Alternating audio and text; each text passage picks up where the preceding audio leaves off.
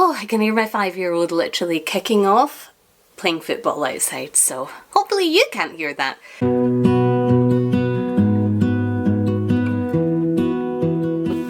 Hi, welcome to my channel. I'm Hills. I am a very busy working mum with 2 boys. One is 10 and the other is 5, and I have a 3rd boy on my way.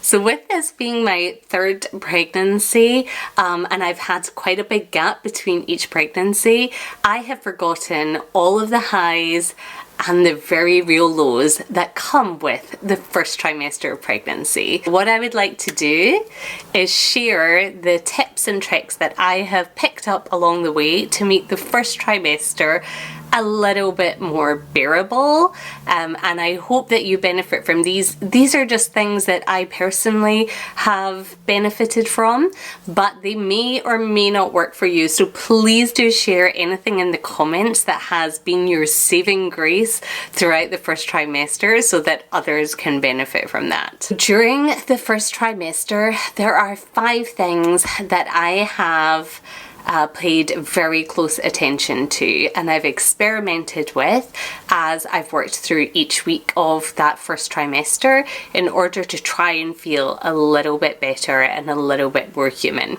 The first trimester can be so amazing because you literally see those 2 lines or that pregnancy sign, and you are in most cases elated and over the moon. And for 2 weeks you might just be living in that bubble, and then week 6 or 7 comes, and for most of us that's when we start to feel pretty awful. Week 6, maybe 6.5 for me, was when I started to feel the tiredness linked with this sickness and the appetite changing and the food aversions and all of those things that feel like one of the worst hangovers you've ever had in your life. The first thing that I was religious about was ensuring that I got way more sleep than I would do normally. So on a normal, non-pregnant, non-first trimester time, I could probably survive on 7 hours sleep a night, which is still pretty good. But on average, I would go to bed at around 11, probably go to sleep around 11:30, and then wake up around 6:30 and would feel pretty good for the majority of the day. In the first trimester of pregnancy, I found that that just wasn't enough, and by being tired, the sickness was worse. So I would become just very regimented about my nighttime routine. I have 2 kids that you know, have things that they have to do at bedtime, so I would make sure that I got them their bedtime routine. They would still have their shower, they would still do their homework, reading, all of that other stuff. But the minute the kids went to bed is the minute I started to wind down and go to bed as well. I would be in bed in the first trimester at the very latest 9:30 and probably be asleep by 10. Instead of getting up at 6:30, I would get up at 7, and that at least guarantees me 9 hours sleep. And being a working mum, napping during the day just isn't an option for me anyway. I really had to get my sleep in during the night. The second tip that I have, and this also ties in to the sleep and the sickness, is eating. And everyone feels a little differently in pregnancy about aversions and what you can eat and what you can't eat. But for me, dry food was the thing that was winning out. Anything rich, anything very saucy, I just couldn't stomach it. Dry food and probably carb heavy food, that was the thing that got me through. The other thing that I would say is go with your cravings as long as they are safe for you. So if you've got any kind of crazy cravings that are going to put you in danger, or if you have craving for the things that you know you just can't have, like raw fish or different types of soft cheeses, then obviously avoid that. If you are craving cake, give yourself the cake. Give yourself whatever it is that's going to line your stomach and prevent some of the sickness. I really wasn't having much in the way of large meals. I would find that time of the day where I felt like I could stomach the most food, which was around lunchtime, and that was where I would try and eat the most, but still it was never a large meal. The rest of the time was grazing. I just always made sure wherever I was, in the car, in the bathroom, next to my bed, that I always had something dry that I could eat. And pretzels, salted pretzels, the small ones from Marks and Spencer's, those were the things that completely saved me. And just making sure that you have something in your stomach at all times is going to limit that feeling of nauseousness. You may still be nauseous, but it's at least going to stop it getting to the point where you are just retching. Ugh, TMI. The other thing about the first trimester that no one really seems to talk about is the impact that it can have on your confidence and your self-esteem. And that might sound like a silly thing to talk about, but it has such a huge impact on how you can show up every day. You're already exhausted. Tiredness is probably nothing that you've really experienced before, mixed with the bloating, mixed with your skin and your hair just being like, you know, the days leading up to your period is kind of like that, but for 12 weeks. You might be the only one that realizes that. You know, you might be the only one that is self-conscious about that, but for me, that really played a huge part in how I felt every day.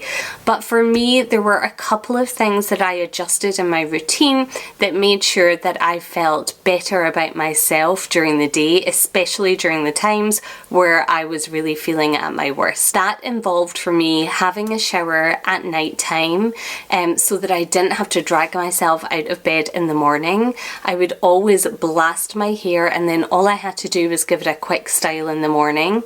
I changed my makeup routine to add a little bit more in the way of colour into my skin because I also just felt totally washed out from being sick, and I had, you know, morning, afternoon and especially nighttime sickness. Mascara is not an option, but I also ensured that I fake tanned. Now I know again that sounds so silly to so many people, like who can be bothered fake tanning when you feel like death? But for me, it was worth the extra 5 minutes because it just gave me that bit of extra confidence that got me through those days that felt very long, very exhausting. I felt very fat and bloated and just not myself at all. Similar to the last point, clothes is a really tricky one during the first trimester because you probably won't have much of a bump, certainly not one that's noticeable to others, but you yourself will feel different. The bloating in itself will just make you feel quite uncomfortable, but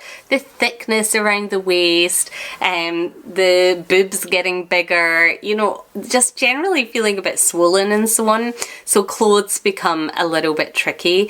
Take the time to figure out which clothes you're going to feel good in during that period and build your capsule wardrobe around those things. So for me, there were certain activewear leggings that were stretchy enough but also kind of held me in enough that were go-tos during that period of time.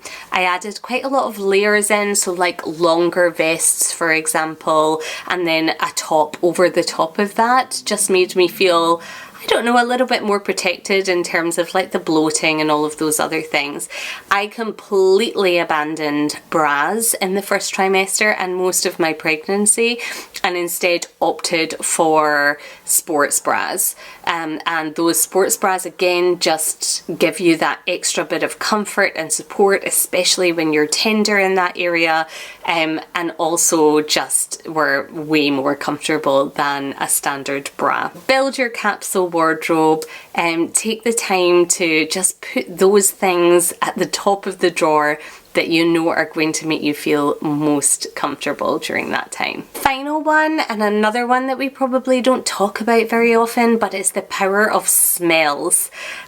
Nobody talks about how the smells that you associate with things like that exhausting period, morning sickness, lack of confidence, they stay with you. So there are certain smells that if I even think about them from my first or second and now third pregnancy, I could very quickly feel sick in the moment. But try and find those smells that make you feel good and that give you that little bit of sense of well-being during that time. So for me, there were a couple of smells that just made me instantly feel better, and they tended to be the fresher, citrusy smells. I would surround myself with those kind of smells and ensure that I built products with those smells into my routines. So I found shower gels that were citrus or grapefruit or orange, body lotions that had that smell, face moisturizers, candles, anything that just had that smell of freshness really helped me personally feel a lot better. These are just some of my tips, and there are many more. We could go into lots more detail about the types of foods, about the type of makeup that you might wear during that time, about the routines that you can develop, and I'm more than happy to chat about those things in more detail. So please do leave a comment below if you would like for us to make a video just about those particular topics. But in the meantime, I hope that you're enjoying your first trimester as much as you can. If you don't experience any of these symptoms, lucky. But if you are battling those things, then just be kind to yourself. Get others to take the weight as much as they can. Give yourself a break during that period. Do not put any additional pressure on yourself. If you like this video today, I'm going to be documenting this pregnancy on this channel. This is for sure my last pregnancy.